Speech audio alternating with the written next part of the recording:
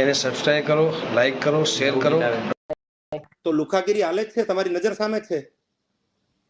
હજી ગાડી લોકો પાસે છે આવે કે આટલું બધું થયું છતાં બી કોઈ એક્શન પોલીસે લીધી નથી, તો ક્યાંક ને ક્યાંક કંઈક રીઝન આની પાછળ પડ્યું છે કે પોલીસ આમાં ધ્યાન આપતી નથી, નથી પાડતા। રીઝન શું?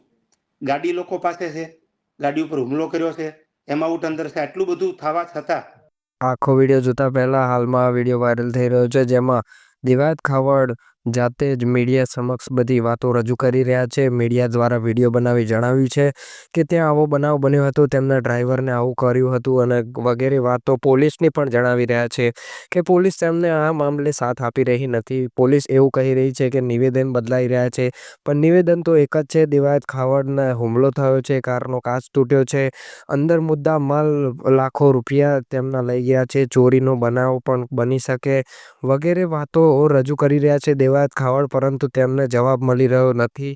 પોલીસ FIR ફાડી રહી નથી, તપાસ કરીશ એમ કરીને લંબાવી રહી છે।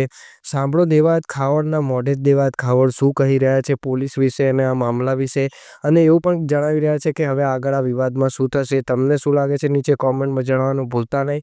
અને હવે જુઓ દિવાયત ખાવડ શું બોલી રહ્યા છે। તમારું FIR ન ફાડવાનું કઈ રીઝન ખરું? તો વળતા જવાબમાં બેન એવું કીધું કે અમે તપાસ કરશું। તપાસ ક્યારે કરશો તમે? ત્રીજો દિવસ છે આજ।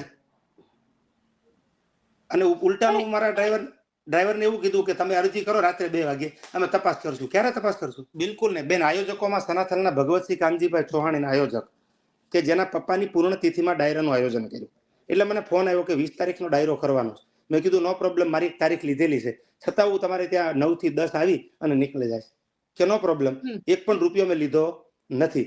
અને જો કોઈ એમ કહેતા હોય કે અમે પૈસા આપ્યા તો એનો ઓથેન્ટિક પુરાવો મારો જોવે, એમને ખાતામાંથી મને આપ્યા હોય, બ્લેકના આપ્યા હોય, તો મને CCTV ફૂટેજ બી ખપે। આવું કઈ હતું જ નહીં, વાહિયાત વાત છે। એટલે હું ડાયરાની આ પાડી અને ડાયરામાં બેન ત્યાં આગળ પહોંચ્યો 8 વાગે। 8 થી 9:30 મેં હાજરી આપી। ઓડિયન્સ નહોતું એટલે ડાયરો ચાલુ થયો નહોતો। એટલે મેં આયોજકને કીધું કે ભાઈ ઓડિયન્સ નથી, ડાયરો ચાલુ નથી થયો, તો પછી હું મારે ત્યાં પહોંચવાનું છે, ત્યાં જવા નીકળું। એટલે મને કે કોઈ વાંધો